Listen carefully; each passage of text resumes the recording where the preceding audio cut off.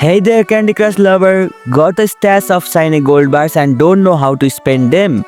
Or maybe you are about to buy your first ones. Either way, I got you. In this video, I am going to show you how to use gold bar in Candy Crush Saga. So without any delay, let's start the video.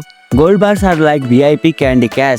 You can use them to buy extra moves, life, booster and other sweet stuff. They are basically your golden ticket to beating the impossible level. Out of move and so close to winning, you'll see a pop-up saying buy 5 more moves for golden bars. Just tap buy and boom, you are back in the game.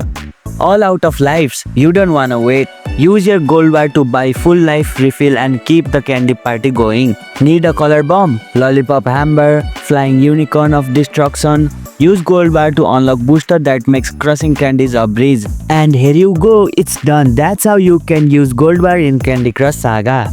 If you liked our video, press the thumbs up and share button. If you have any question, comment down below and don't forget to subscribe the channel for more tutorials.